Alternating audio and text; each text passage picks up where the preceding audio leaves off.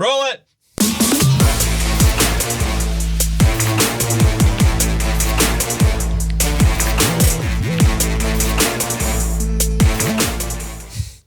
Gentlemen, thank you for coming tonight. Good to see you. Oh. You don't think my cool glasses are cool? Cool glasses are cool. Actually, man. I think these are Alina's. So, yeah. Oh. They probably look cooler on her. They are cool then. Hey, welcome to the Men's Show, the Awaken Catholic Men's Show. We're glad to have you back here. We're going to talk about coolness tonight. Is being cool a virtue or a vice? It's a weird topic. We're going to try to unpack it a little bit. Before we get there, go to awakencatholic.org/donate and become part of the Awaken Nation. Help us bring more truth through beautiful media. There are a lot of cool benefits if you do that as well. Become part of that nation. Also, download the which app? Not the Awaken app. The Awaken app. The awakenapp.io. I have to do the Hallow app, and that always confuses me. I have two different apps I have to hawk on here. And it's not the Woke app either. But if you go to the Awaken app, you can connect with us and other members of the community, and it's the best way to follow the shows. And importantly this week, in addition to those things, you need to check out the upcoming events with Jason Evert. He's coming to town this week. It's getting real close here. If you haven't pre-ordered your tickets yet, you need to do that. You can name your own price. That event is May 21st, and it's at 7 p.m. to 9 p.m. And also the very next day in Bowling Green, he's giving a talk, Sex, Love, and Porn, Fighting the War Against Lust and Pornography. That's from 1:30 to 2:30 p.m. at St. Aloysius Church.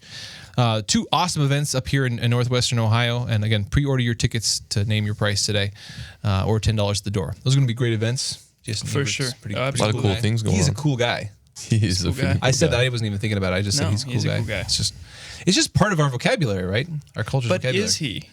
But is he cool? That's really what we're going to it is. tackle That's here. what We're we're going to figure out. talking about, What does coolness even mean? Like, What is coolness? It's interesting to think about a word like that or concept like that is just so ubiquitous. We use it 1,000 times a day without even thinking about it. But what does it even mean? It doesn't literally mean cool. Right. So what does it mean? Yeah. All right. So the most basic level, right? That probably won't even require much discussion. But Yes. basic level, we talk about something being cool. It's just neat, right? Yeah, that's that's just generic. You know, like, oh, that's cool. That's You know, cool. That's Yeah. neat. Right. You know, just Yeah. mildly interesting. What does neat mean? But Tidy? Does neat mean tidy? does neat mean tidy? That's pretty tidy. What is cool? That's awesome. That's pretty That's pretty tight. Yo, tidy dude, right that's there. tidy. That's tidy. Yo, dude. You know, what got me thinking about the this coolest thing I've years ever ago, I love the comic strip Calvin and Hobbes. You guys ever read that? Calvin and Hobbes comic strip? We got a couple books when we were kids. man. Whatever. I might be too young. Yeah, buy a- you'd recognize it if you saw it. probably, yeah. But anyway, the protagonist of the comic strip, Calvin, who's got the stuffed tiger, Hobbes, who's this imaginary stuffed tiger. You know, he's a real stuffed tiger, but he's... Yes. Anyway, the point is, And at it's one cool. point they're talking about coolness, and Hobbes, the tiger, asks him what it means to be cool, or what is coolness. And Calvin said, because he's standing against the tree, and he's got glasses on, you know, and he's just standing there, and he says, when you're cool, the world bores you. And I got thinking about that. I was like, yeah, underneath the common usage where we just use cool to mean anything, a positive anything. Underneath it was this sense of someone who had this cool attitude to the world. They were cool. Emotionally, passionately, they were cool toward things. Things didn't upset them. Things didn't excite them.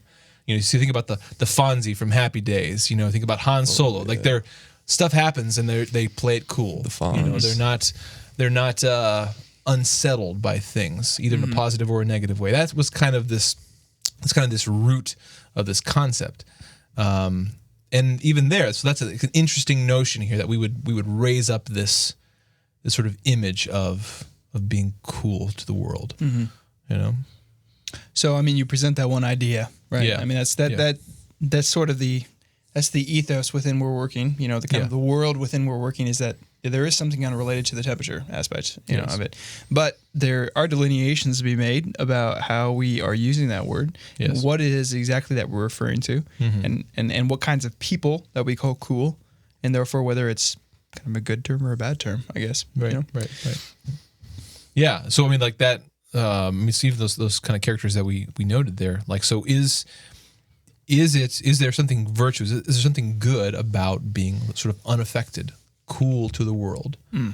You know, I mean, it strikes me thinking in terms of virtues and vices that, you know, one of the vices, sloth, is precisely this lack of passion for the good. You know, this apathy, this spiritual apathy in face of something that's good. So certainly a coolness that is unimpressed with God, that is unimpressed with goodness in others, that is unimpressed with holiness, that is unimpressed with beauty. Like that would certainly seem to be a negative thing, right? Mm-hmm.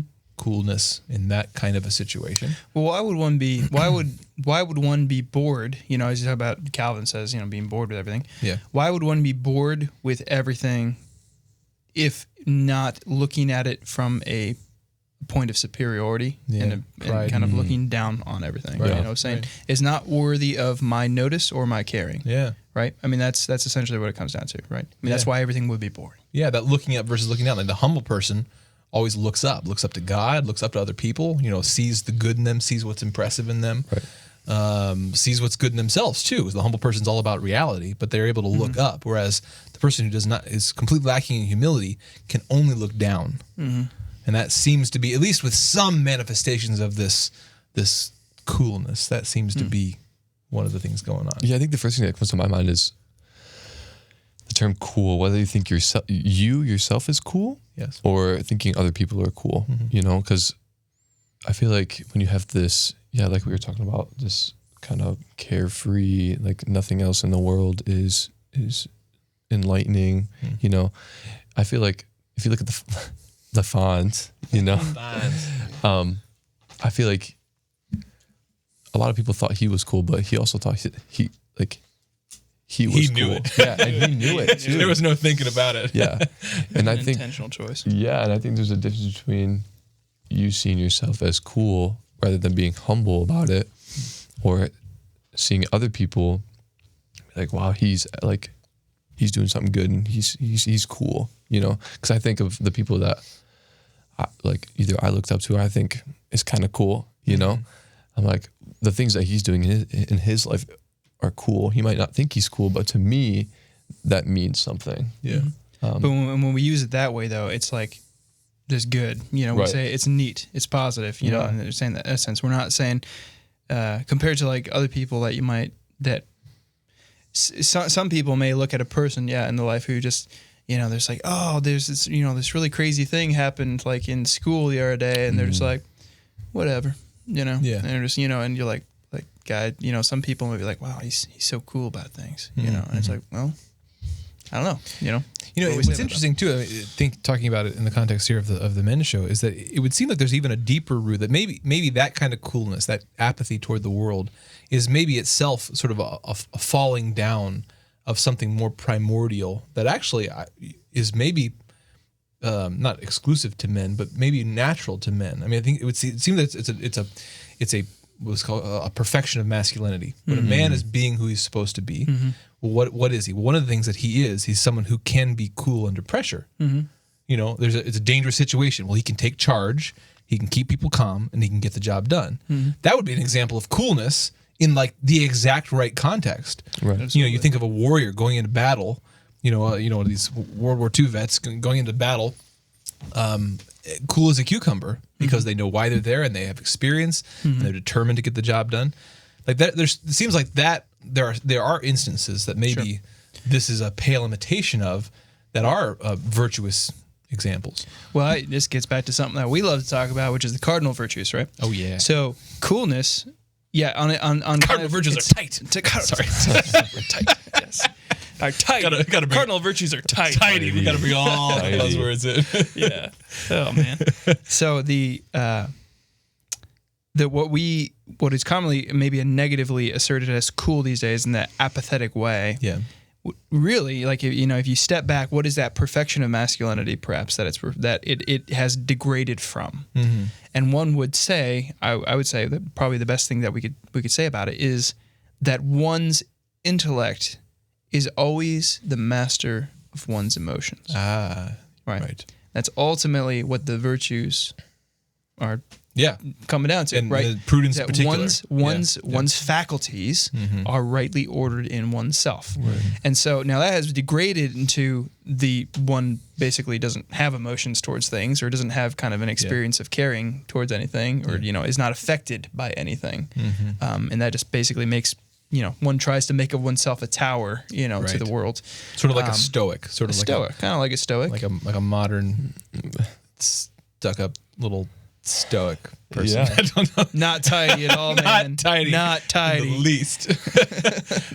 But that's, I mean, that you can see that was, so the Greeks, the Stoics, that sort of philosophy, there's some positives in it, but it can be kind of come an end of itself, of merely not feeling emotion, merely being unaffected, being sort of a castle, a tower unto yourself.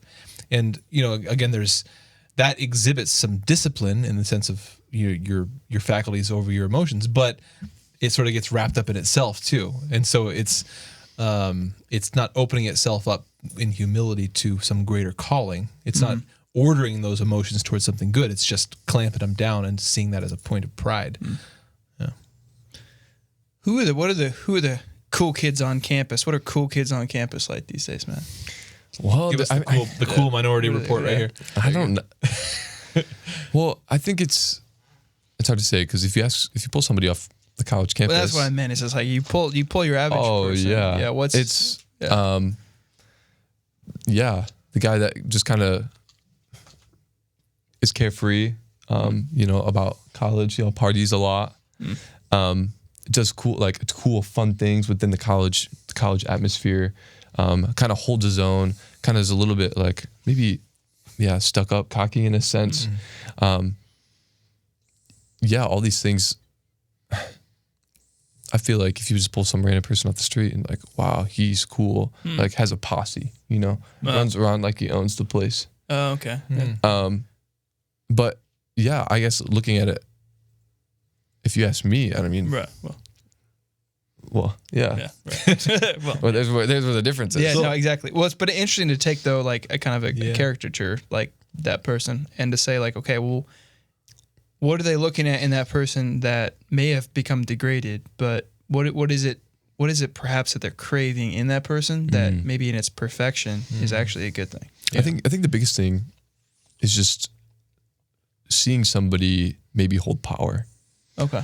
Holding a position of power, maybe it be in a friend group or when they walk in the room, like people know who they are. And people might say they're cool because they fear what happens if they're not cool, in a sense. Like if they downgrade this person that everybody thinks is cool, I think that plays a big role as well. Oh, because the other people's perception of you will go down. Right. Yeah. So. It's interesting how there's certainly a vanity in some of those manifestations of coolness. And vanity is interesting because vanity is all about, like living in other people's heads. So you walk around hyper concerned with what other people think of you. Now, some people that manifests as like being very fussy and worried. Other people, it's this secret smugness in that, no, I don't even give a crap what you think. Yeah. But the fact really, that you think, that's all I think about though. Right. Right. So there's still like this weird upside down vanity in there.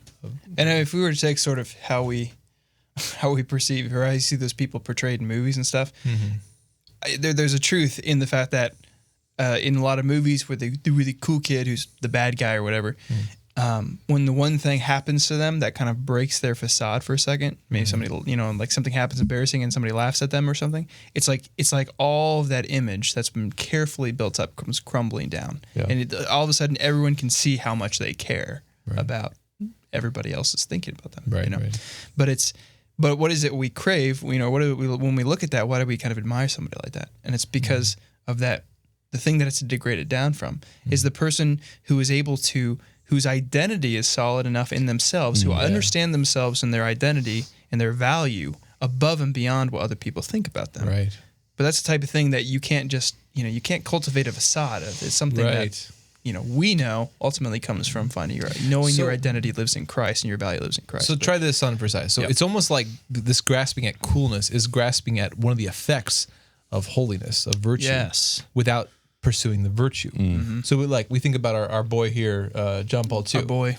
This guy, have you seen the pictures with his sunglasses on or climbing up the mountain or fishing? Like that guy, he was so cool. So cool. Many of the saints had this coolness. You think of Joan of Arc or one of these great saints, being put to death.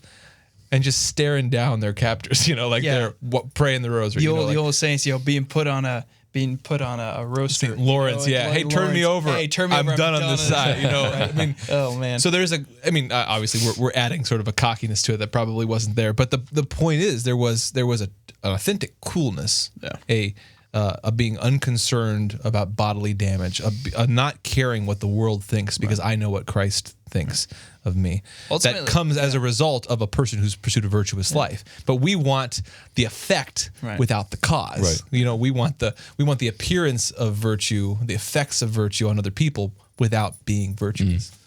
I think authentic is the key word there. Because at least on a college campus, being authentic is really hard to find. Yeah. And when I talk about these people that are trying to be cool, or people may look at as cool, being authentic, I don't think is in their character traits. Being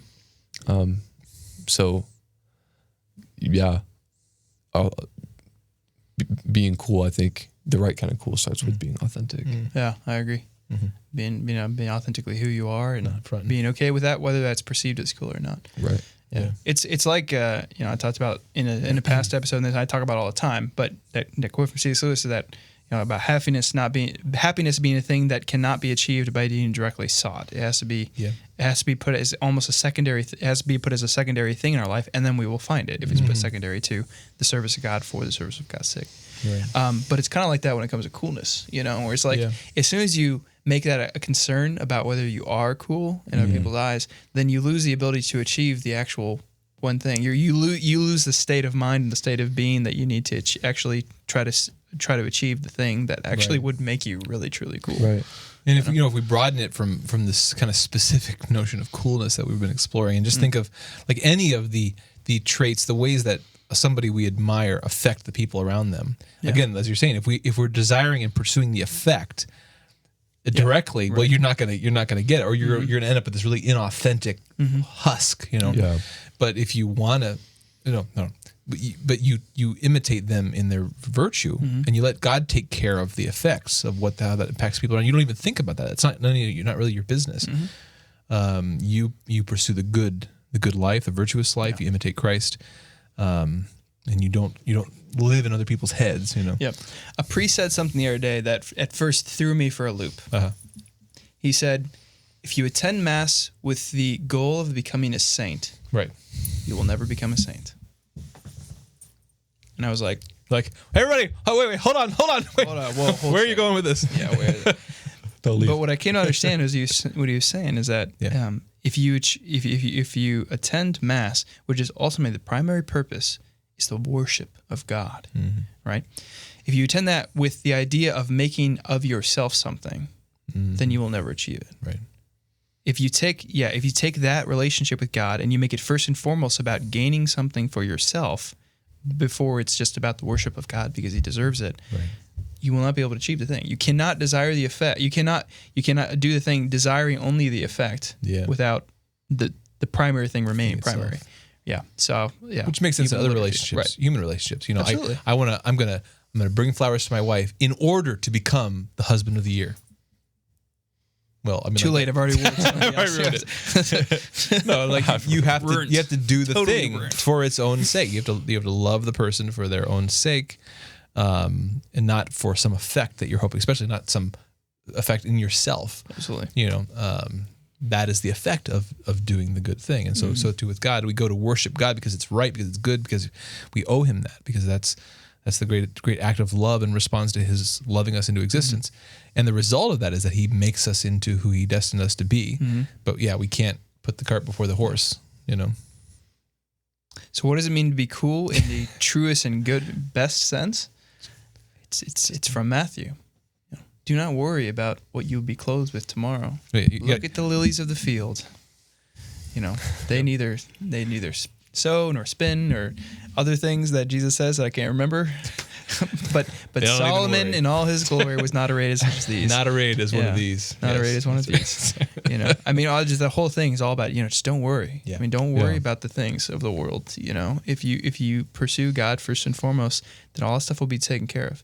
And it's like that, when it comes to that's what coolness is. Yeah. Coolness is not being apathetic towards things, but not worrying about the lesser things because you know that God will provide for you.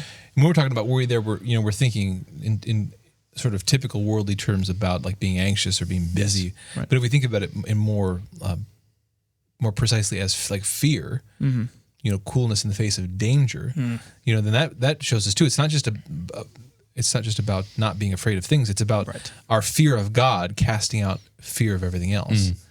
A holy fear of God casts out the need to worry about anything else. Like, what if I truly fear God? In other words, I see Him for who He is. I respect Him for who He is. I regard Him rightly. Then what else have I to fear?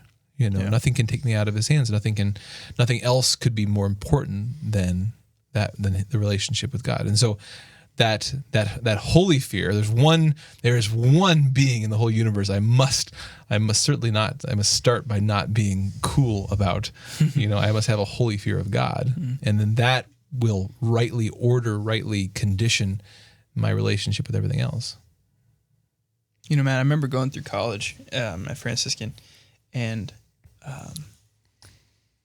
I remember not the day per se, but I remember the relationship that changed the way that I saw what it meant to be cool.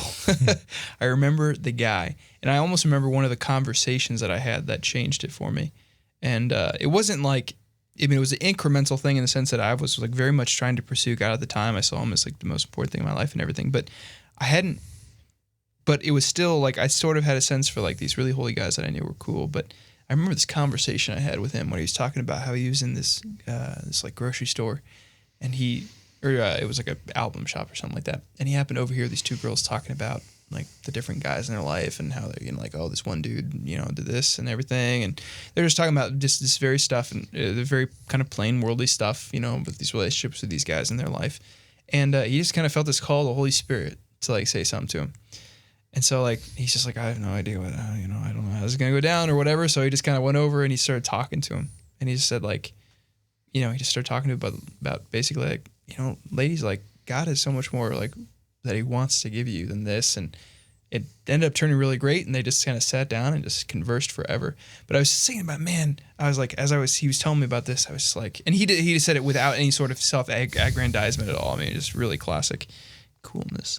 But as he was talking, basically kind of came up that that same powerful sort of like desire to be like this cool person was transferred from these people who I just sort of saw as apathetic in life to him, and seeing that it really wasn't about being apathetic for him. It was just about basically placing kind of his fear of being shunned or talked bad about or whatever, just at the service of the Holy Spirit, Yeah. And I don't know, like, between Matt, I'm sure you guys have had that experience too. Yeah. And I'd be interested if you can think back on like a experience that helped transfer that for you. I know that's a lot to ask in a second, but. I have a real bad memory. I know we've got a handful of priests. So, okay, you can say it was me. It's fine. I was going to say we have a handful of priests in our diocese, and present company not excluded, that I feel, it's excluded. I have encountered it. And their holiness, their commitment, it really has impacted my sense of like what is like attractive and admirable in a fellow man. It makes me, the way you were describing it makes me think of de Casade's abandonment to divine providence. There's this sort of you can roll with whatever, and you see that in certain people, just a real deep peace and confidence, but it's not self-confidence. Or at least it doesn't come from the self. This real peace and confidence that comes, again, from that holy fear of God. And then so they're able to go out in the world with a peace and a calm and a confidence that I just can't muster. Peace that surpasses all understanding. Yeah. So, I'd say definitely a number of priests that I've met and known have had that impression on me. Yeah, there's a lot of great men in my life. Yeah. That's such a blessing. I know. Oh my gosh, it is so much. Yeah. And I guess just the overall characteristic that they have is almost like putting themselves in positions that almost degrade themselves for the good of the others, you know? Like I think they called it being a fool for Christ when I was in college. I don't know if that's exactly. That's exactly what it is. And just mustering up, especially because of the societal norm of having a self-image and things like that, and being so important, and especially in today's life, sacrificing that just for the good of others, I think is just so like amazing, you know. And there's from the people that I look up to, a number of priests, a number of spiritual mentors, you know, I think it's an overarching characteristic that they just go out of their way to, just put themselves in positions where others are more important. And that's just so cool to me. It's just in the sense of all these societal norms that they could fall into, and from a lot of people's perspective could make them look cool, but they sacrifice that for the Lord and for what's right. You know. It reminds me of C.S. Lewis. One of his quotes about humility is that humility is not thinking less of yourself, but thinking of yourself less. And so that again, those guys you're talking about, it's not that they're denigrating themselves. No, they're not thinking about themselves. Right. They're thinking about you. When they're with you, they're looking at you. Yeah, and absolutely. you feel like the coolest person in the room. But you feel interesting. You feel God's love. Yeah. Because they're not walking around thinking of themselves like the prototypical cool person does. They're thinking about their Lord, and they're thinking about the people around them. The guy who I was thinking about, I was talking about, he was like my mentor for a good bit of college, but he gave me this practice to do. This guy's actually about to become a priest, which is kind of neat. He joined seminary right after me, and so very cool. Very excited for him to become a priest. But he gave me this practice, this exercise to do, and he said you need to count the number of times that in a conversation with somebody else throughout this day, you bring the conversation back to yourself. So count the number of times you say I or me throughout the day. And what I started to realize, was exactly what you were talking about, is that sometimes it would be about, just sort of giving like an example from my life or something, and sometimes even it would be the kind of the temptation of that false humility of sort of just bringing it back and denigrating myself, say like, I'm making myself lower and stuff. But it was like every time it was just, and it wasn't that like it was always wrong to use the I or me or to talk about myself. It's not that, but what I began to recognize was how many times in conversations where I'm like listening to this person, but I'm just thinking of the next way I can bring it back around to myself somehow or other. And I was like, gosh. But I'm not much, but I'm kind of all I think about. So, Gentlemen, thank you for this conversation about coolness. Thank you for being here, gentlemen. I hope you guys enjoyed this conversation. Hope you'll join us again next time. I want to remind you again, as I did at the beginning, that if you go to awakencatholic.org/donate, you can become part of the Awaken Nation, help make this mission happen. Also download the app at theawakenapp.io. And don't forget about those Jason Everett events. I mean, that guy is quite cool. He's cool in the best senses of the world. Cool. There's going to be a couple great talks, why be Catholic, and then a talk on human sexuality, pornography, sex, all kinds of good stuff there. And so that's on May 21st, and then the next event is May 22nd. You can pre-order the tickets here at awakencatholic.org, and if you pre-order, I think you get to name your price. That was the word that was going around. So check that out. Tickets are $10 at the door. It's going to be a great event, and it supports a great mission, so thank you for that. Thank you again. We'll see you next time on the Awaken Catholic Men's Show. This show and all media on Awaken Catholic is made possible by the Awaken Nation and the Hallow app. The Awaken Nation is a community of people like you who support all things Awaken for as cheap as a cup of coffee a week and get access to exclusive content. Learn more by visiting awakencatholic.org/donate. Hallow is the only audio-guided Catholic prayer app focused on contemplative prayer and traditional Catholic meditation such as Lectio Divina, Daily Examen, and the Rosary. We here at Awaken all use Hallow every day and love it. To learn more or give it a try, visit hallow.app/awaken.